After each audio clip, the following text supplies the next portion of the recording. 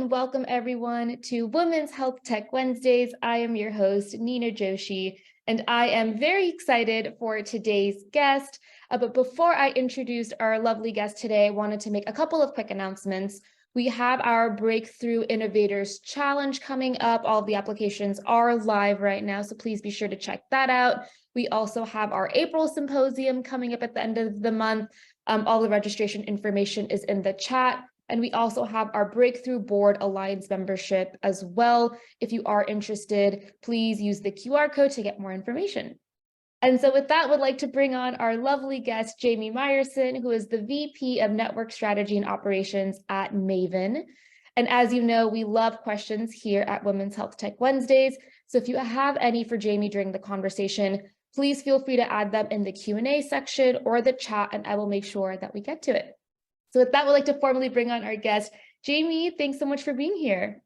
Of course. Thank you for having me. Love it. Well, would love if maybe we could jump things off by learning a little bit more about yourself and kind of your professional journey and background. Yeah, certainly. So perhaps starting from the top, I'm from New York, have pretty much always been here in some way, shape, or form.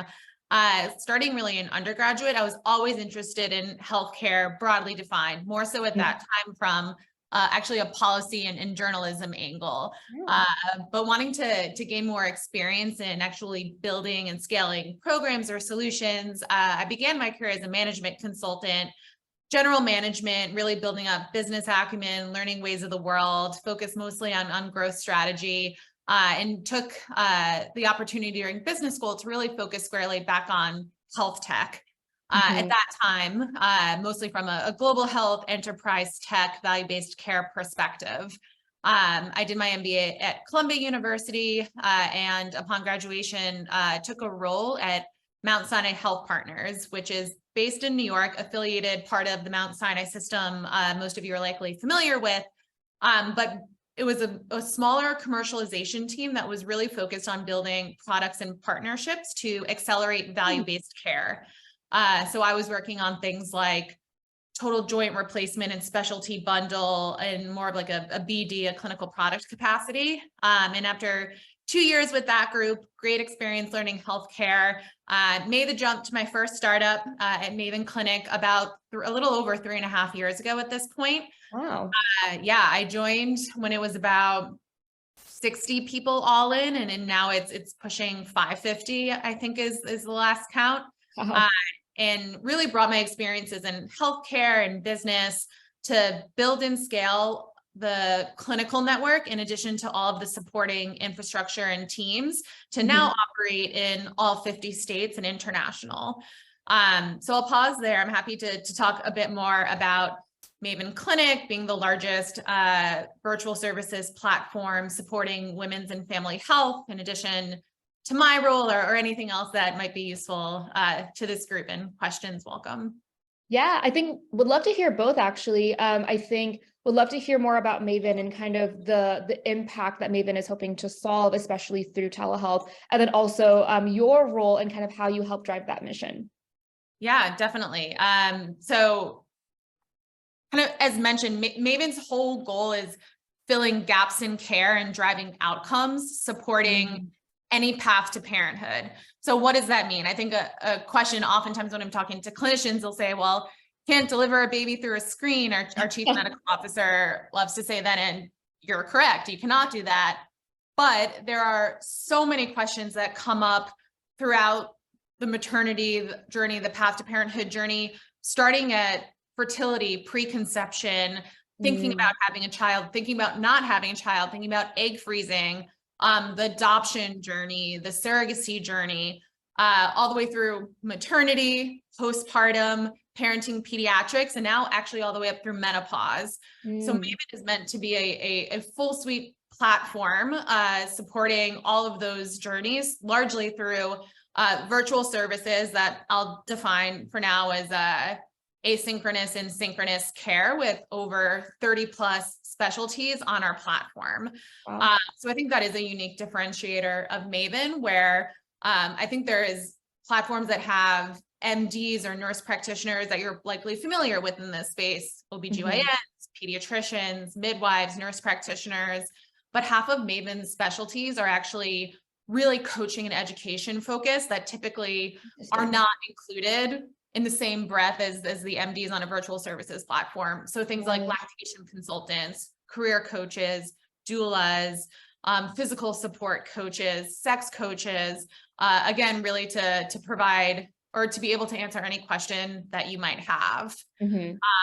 So that's a bit about Maven. I should note we also really lean into customized educational content, and also have financial services or health plan or benefit administration services that are primarily, we go to market largely through employers or integrated into plans. And then my role in particular is helping scale and grow all of those providers that you meet with. So I talked a bit about the virtual services and how we're really trying to fill gaps in care. And we do that through providing access essentially much faster and in a different way as that complement to care. So I think right now the average wait time in the US to see an OB is something like 31 days. And on Maven, depending on what state you're in, you oftentimes can meet with someone in less than an hour. So when you have that critical question, we found it to be very helpful to both put you at ease and then also to drive outcomes largely through our more comprehensive care planning programs. But I would say that's the main goal that we're also trying to drive, notably focused on reduction in unnecessary C-section rates, reduction in length of NICU stays, premature births, and also improvement in mental health scores.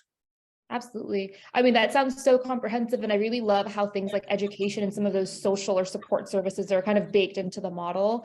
I think that's incredible. And question for you, I mean, kind of entering into this startup landscape, is it something that you kind of always saw yourself doing, or was there just something about this particular opportunity that really drew you to kind of enter into the startup land? Yeah, it's a good question.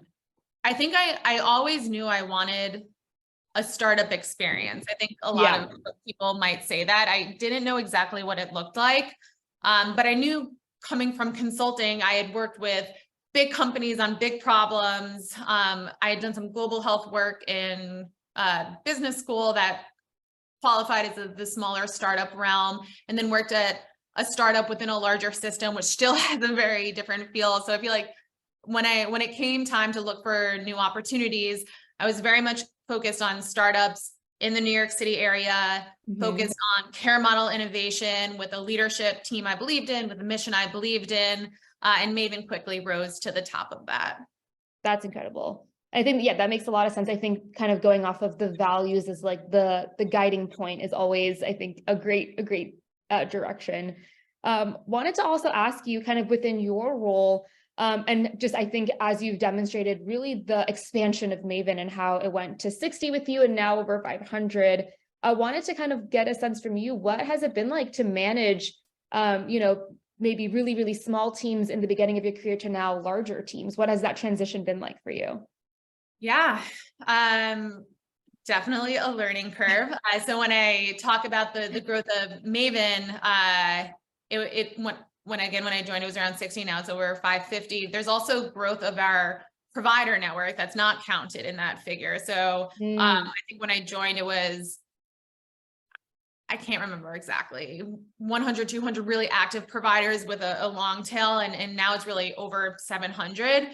So it's how do you establish management structures over both of those groups, but perhaps scoping the conversation and first specifically to my team. I think there's a lot of learnings around really clearly scoping roles and responsibilities and a growth trajectory. And I think a natural evolution of teams, particularly at startups, is a Jack or Jill of all trades. You're just blocking and tackling. They hire really smart people. And as you learn more about what it takes to effectively deliver in that role, you start specializing, you start hiring people with that experience set who has been there, done that, can bring in benchmarks. I've personally found that extremely helpful versus just hiring the really smart person that can do everything. Right.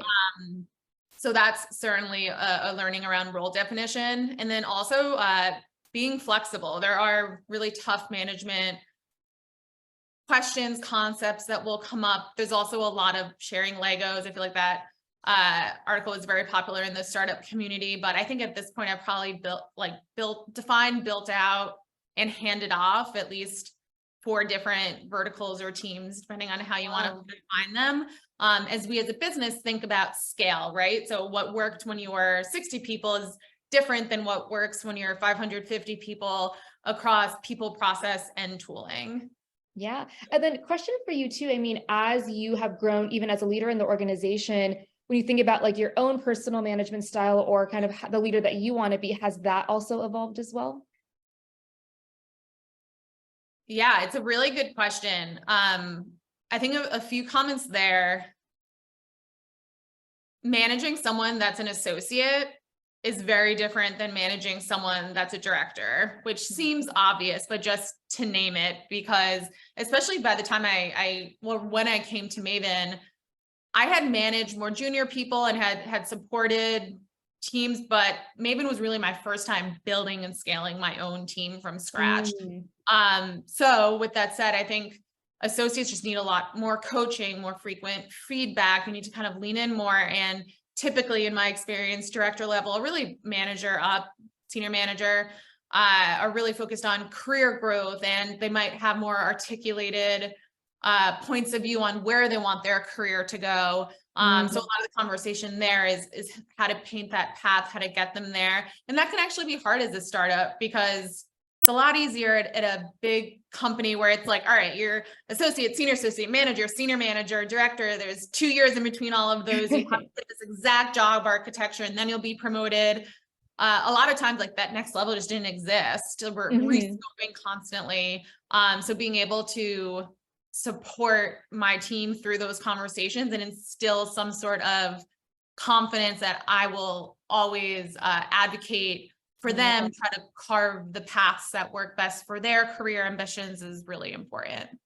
That's really incredible. And it is very true that there's almost like you're building as you go when it comes to the startup landscape with all of these as you kind of continue to grow in specific roles. So I think I like that you mentioned some of those core, I think, capabilities of always being able to be an advocate and some of those key things that will kind of tread the line regardless of what that next step looks like. I wanted to, before I kind of pick your brain about all things scaling, since that is like your bread and butter, I wanted to kind of quickly ask a little bit more about the virtual services, kind of huge component of Maven. And it's really interesting that you kind of started about 3 years ago. So like pandemic central, would love to get your perspective. I mean, virtual care, I think, just exploded during this time. And now I think we're a little bit towards the tail end. Have you seen any trends or any kind of lessons or learnings from this pandemic time? Yeah. Well, personally, I have learned a ton. I came to Maven with no experience in telehealth right before that, or 6 months before COVID hit, and quickly learned how to build a capacity model for health plans as we launched a Massachusetts Medicaid. I think it was in under 2 or 3 weeks at the time, taking advantage of the emergency waivers. Yeah, so I think telehealth, and a lot has been written about this, and you can read a ton about it. But I think overall, there's a general thesis that telehealth is here to stay. Yes, we'll see what engagement looks like. We'll see what modalities look like, but people feel pretty confident in that statement thus far.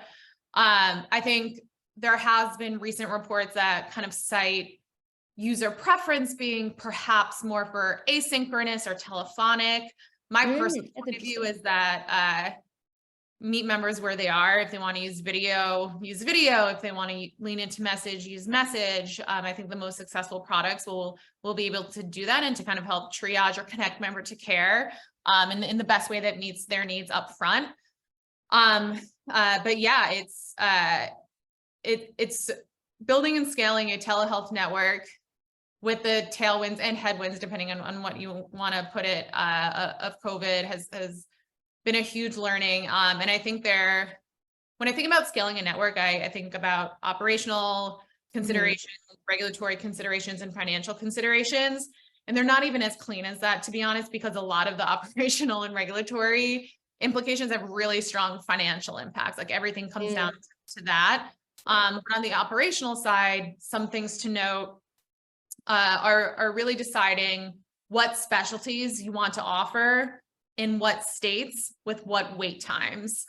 Decisions for those 3 areas will define how many providers you need, what schedules they need to be operating on, which ultimately comes down to cost, right? Like it's a really heavy human powered model. And there's ways to drive that with, again, asynchronous care, content, other sorts of touch points.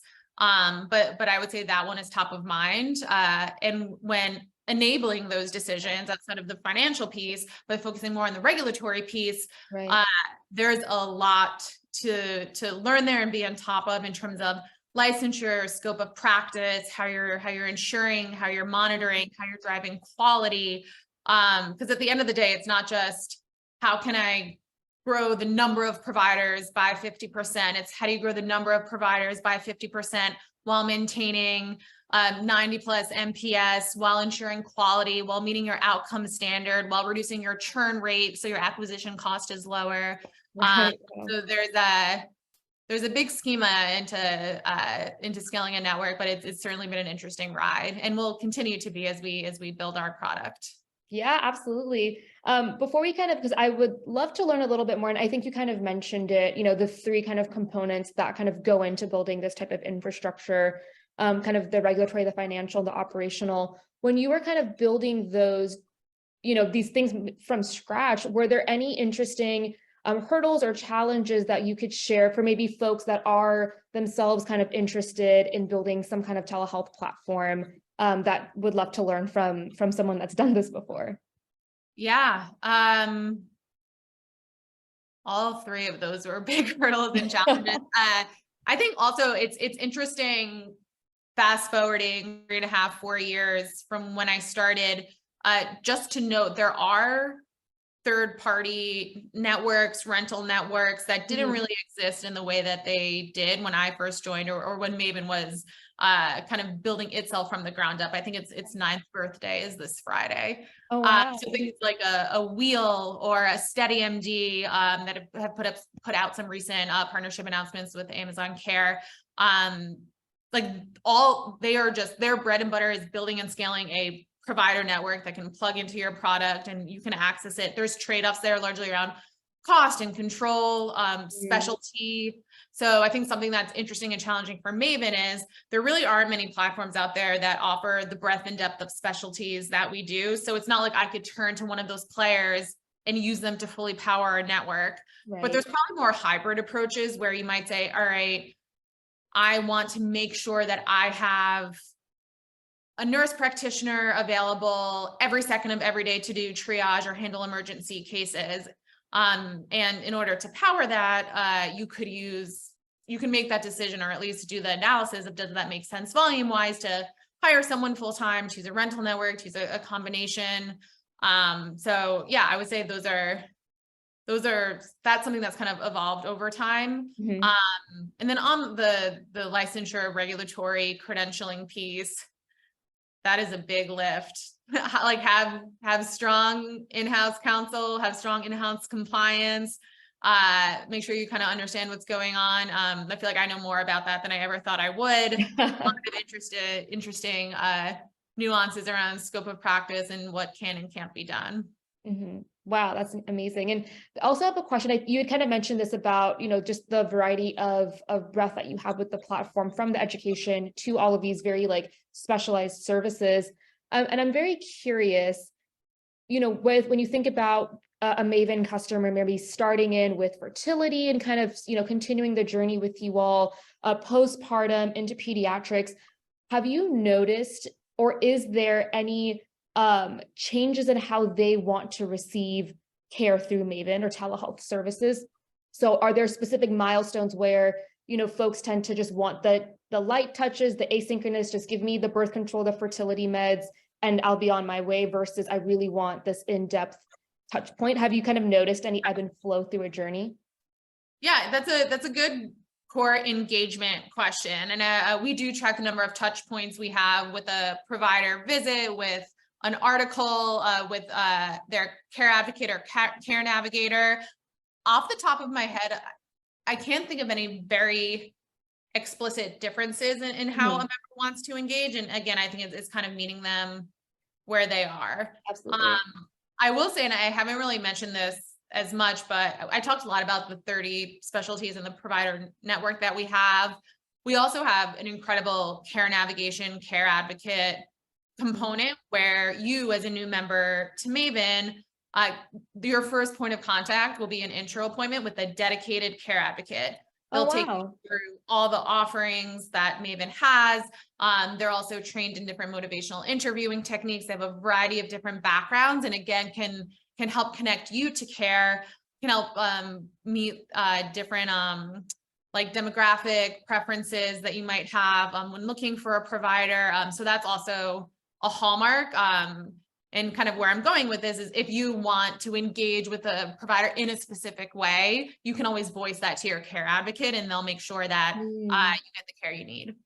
And is it you kind of join Maven, you get one, and is that the one that you get kind of throughout your journey with Maven? Yep. Oh, wow. That's great. I Yeah. think I that's mean, so important. yeah. And that's actually one of my favorite components of our weekly all Maven team company-wide meeting. We always end it with a Maven moment, which is a member story from interacting with the providers or the care advocates. And it's just really motivating to see how supported members are by the variety of support mechanisms we have on our platform. Yeah, I love that. I think by offering a lot of options, you're kind of empowering your patients to kind of choose the path that is most right for them, knowing that they have a support structure that they can always lean on. So I think that is absolutely incredible, and very, very needed in healthcare in general, I would say. Yeah. I know we have about 6 minutes out, but I really wanted to kind of ask you. I know we've been talking a lot about telehealth and kind of the virtual care space, but would love to kind of go a little bit more macro and kind of get a sense from you. You know, when you think about scaling a startup in general, when you think about the components that's needed, whether that's the right hiring moves, the right, you know, productivity culture, et cetera, what are some of the key pillars that you've seen as Maven has grown, where, you know, those are some of the things that you can highlight as key components to scaling a startup? Yeah. I think number one is a founder that will move mountains. I'll Mm, always say Kay Ryder, our CEO, she will move mountains to get things done. And it's wild to have been on this journey with her and watch that. I mhm, think from a scaling startup perspective and lessons learned, over indexing on process and communication when you reach that 100-person phase, you're going from 100 to 100, 150 to 250 is critical. When I joined, there wasn't as much process or documentation in that stage, but the more you grow, essentially, the more you're going to have to interface with leadership, institutional knowledge will turn over. You're going to be working cross-functionally. Teams that you used to manage now live elsewhere. Decisions that were made a year ago need to be revisited. So the more you write things down on paper, have shared templates, institute processes. So you can't just be slacking the data team all the time with one-off requests. It needs to go through a ticketing system, and really all of that internal tooling is just so important to scale. And it's something that I continue to work on with my team all the time. Wow. No, I really like that you mentioned just some of the infrastructure. I think just building it now, when you're kind of at that place where you can manage it and kind of work out all the twinks and like all of those things, I think would be really, really helpful. No, that makes a lot of sense. And I think for you too, Jamie, just, I mean, seeing and hearing your background, and kind of the journey that you've had with Maven is so, so inspiring. Wanted to ask if you have any, I think, just general advice just that you would share to anyone that is, you know, in working in a career and really looking to kind of advance, anything that maybe a mentor had shared with you that you want to then kind of spread to us. That's a good question. I would probably say take the leap, like just do Love it. that. It really depends who you are. I'm someone that will like think about something forever and make all the pros and cons an Excel spreadsheet of all the factors with weighting systems. And it's important, right? Like I'm definitely not willing to say that's not a way to approach a problem, because I think it served me well in a lot of ways. But at the end of the day, like, if you think something can be better for you, for the life, for something you wanted to try, go do it. And the worst that happens is you learn from it. That's amazing. I agree. Taking a leap. That's very, very, I think, good advice that I also need to remember as well. So really appreciate it. And we actually have some questions from the audience I want to make sure that we get to. So the first question is from a participant who is a product strategy manager in fintech, but is looking to kind of make the shift into healthcare tech, wanted to kind of get a sense for if having medical or healthcare tech experience is kind of essential to start if they want to work at, a company like Maven that's more in that health tech space. Yeah, I would say it's not essential to start, but it is very helpful. And people have different philosophies on this. It's actually interesting that person's in fintech, because that's often cited as the most useful industry to come from, if not health tech, because there's usually experience operating in a heavily regulated environment with lots of different product recs.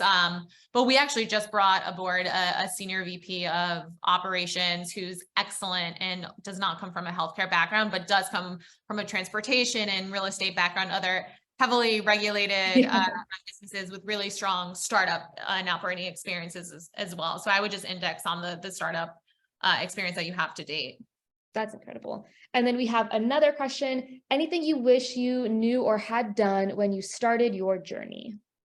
Oof, that I wish I had known when I started my journey. I don't know. I feel like I'm gonna have to get back to you on that. There's tons of learnings around the company and me personally.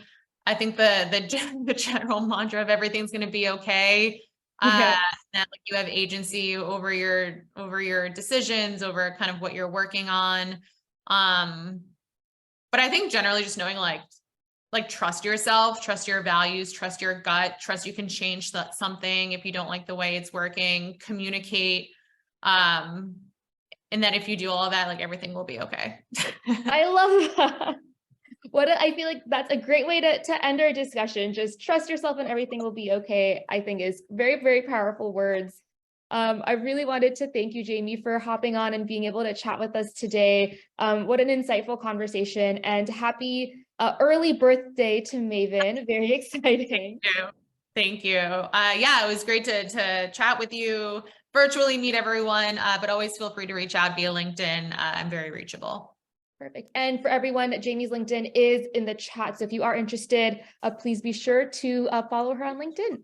Wanted to also thank our sponsors for sponsoring this conversation today. I wanted to let everyone know about our next episode next week, so please be sure to check that out. Wanted to give one last huge shout out to Jamie for such an insightful and inspiring conversation, and we will see you all next week. Bye, everyone.